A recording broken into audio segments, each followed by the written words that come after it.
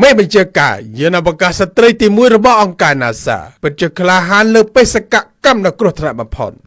ភាពយន្តឯកសារថ្មីមួយមានចំណងជើងថា Space Woman ស្ត្រីអវកាសកំពុងតែត្រៀមខ្លួនដើម្បីកែប្រែទស្សនៈយល់ឃើញរបស់សាធារណជនអំពីវីរនារីអវកាសម្នាក់គឺលោកស្រី Eileen Collins ជាស្ត្រីដំបូងគេក្នុងប្រវត្តិសាស្ត្រដែលបានបើកបរនិងបញ្ជាការយានអវកាសរបស់អង្គការ NASA ទោះបីជាជោគជ័យដ៏អស្ចារ្យរបស់លោកស្រីក្តីក៏មិនមែនមនុស្សគ្រប់គ្នាសុទ្ធតែស្គាល់ឈ្មោះរបស់លោកស្រីដែរលោកស្រី Collins បានជួបសម្ភាសន៍នៅសារមន្ទីរវិទ្យាសាស្ត្រក្រុងឡុងលោកស្រីបានរំលឹកអំពីក្តីសុបិនរបស់ខ្លួនតាំងពីកុមារភាពកាលខ្ញុំអាយុប្រហែល9ឆ្នាំខ្ញុំបានអានអត្ថបទមួយក្នុងទស្សនវិស័យអំពីអវកាសយាននៅក្នុងកម្មវិធី Gemini របស់ NASA ហើយខ្ញុំគិតថាវាពិតជាអស្ចារ្យបំផុតនោះគឺជាអ្វីដែលខ្ញុំចង់ធ្វើលោកស្រីបានបន្ថែមថាជាការពិតណាស់ពេលនោះមិនទាន់មានអវកាសយានិកស្ត្រីទេ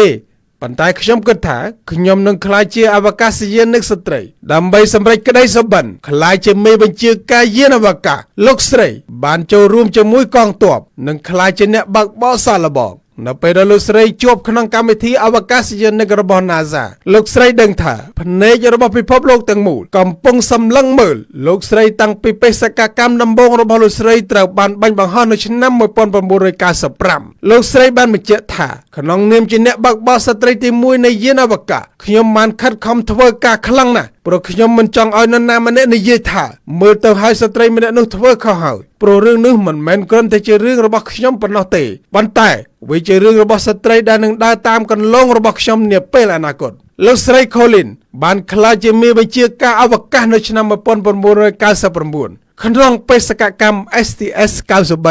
យាន Columbia ក្នុងពេលនោះលោកស្រីក៏ជាម្ដាយរបស់កូនតូច2នាក់ផងដែរអ្នកកាសែតជាច្រើនហាក់ភ្ញាក់ផ្អើលដែលលោកស្រីអាចបំពេញតួនាទីទាំងពីរក្នុងពេលតែមួយបានប៉ុន្តែលោកស្រីឆ្លើយដោយសារថាការក្លាយជាម្ដាយនិងជាមេបញ្ជាការគឺជាអាជីពដ៏ល្អបំផុតក្នុងលោកស្រីបានលាតត្រដាងថាខ្ញុំនឹងប្រាប់អ្នកទាំងអស់គ្នាថាការធ្វើជាឪពុកម្ដាយគឺពិបាកជាងការធ្វើជាមេបញ្ជាការយានអវកាសទៅទៀតការហ្វឹកហ្វឺនដ៏ល្អបំផុតដែលខ្ញុំធ្លាប់ទទួលបានសម្រាប់ការធ្វើជាមេបញ្ជាការគឺការធ្វើជាឪពុកម្ដាយព្រោះអ្នកត្រូវរៀនដើម្បីបដិសេធអ្នកដទៃកម្មវិធីយានអវកាសរបស់ NASA ធ្លាប់ជួបគ្រោះថ្នាក់ដ៏ធំ2ដងគឺយាន Challenger នៅឆ្នាំ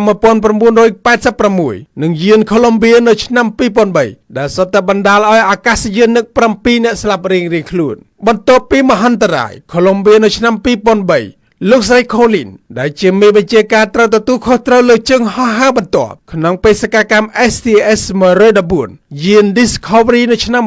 2005នៅពេលដែលសួរថាតើលោកស្រីធ្លាប់គិតចង់លាលែងដែរឬទេលោកស្រីឆ្លើយយ៉ាងទន់ភ្លន់ថាខ្ញុំគិតថាការលាលែងពីបេសកកម្មគឺជារឿងដែលផ្ទុយអំពីភាពក្លាហានហើយខ្ញុំចង់ក្លាយជាអ្នកដឹកនាំដែលមានភាពក្លាហានហើយខ្ញុំចង់ក្លាយជាអ្នកដឹកនាំដែលមានទំនុកចិត្តខ្ញុំចង់បណ្ដុះទំនុកចិត្តនេះទៅកាន់អ្នកដទៃផងដែរនៅក្នុងបេសកកម្មចុងក្រោយរបស់លោកស្រី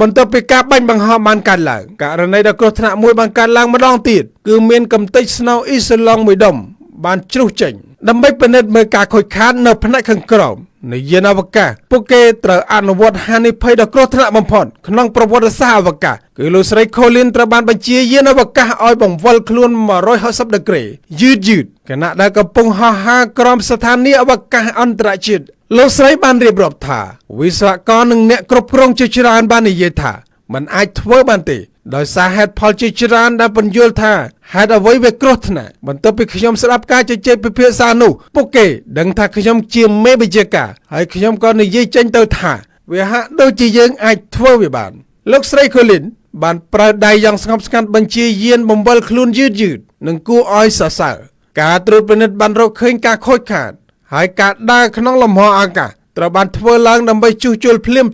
ដែលធានាថាលោកស្រីនិងក្រុមការងាររបស់លោកស្រីអាចត្រឡប់មកផ្ទះដោយសុវត្ថិភាពបេសកកម្ម STS-114 នេះគឺជាជើងហោះហើរចុងក្រោយរបស់លោកស្រី Collins លោកស្រីបានសម្រេចចិត្តបញ្ចប់អាជីពបន្ទាប់ពីបេសកកម្មទី4របស់លោកស្រីដើម្បីផ្ដល់ឱកាសដល់អ្នកដទៃសារសម្រាប់យុវជនត្រូវធ្វើលំហាត់ត្រូវស្ដាប់គ្រូយកចិត្តទុកដាក់ក្នុងថ្នាក់និងអានសៀវភៅទោះបីជាលោកស្រីមិនមានការសោកស្ដាយចំពោះការបញ្ចប់អាជីពនេះក្តីនៅពេលសួរថាតើលោកស្រីចង់ត្រឡប់ទៅអវកាសវិញទេបើមានកៅអីទំនេរនៅលើយានអវកាស លោកស្រីបានឆ្លើយដោយលំភើបថាមែនហើយខ្ញុំចង់ទៅបំពេញបេសកកម្មថ្ងៃណាមួយប្រហែលជាពេលខ្ញុំចាស់ទៅខ្ញុំអាចមានឱកាសត្រឡប់ទៅលំហអាកាសម្ដងទៀតខ្ញុំបាទ Mooney One ពី RT News សួស្តីបងប្អូនដើម្បីលើកទឹកចិត្តរាល់ការធ្វើវីដេអូបងប្អូនជួយចុច Subscribe និងដាក់រូបកណ្ដឹងអរគុណ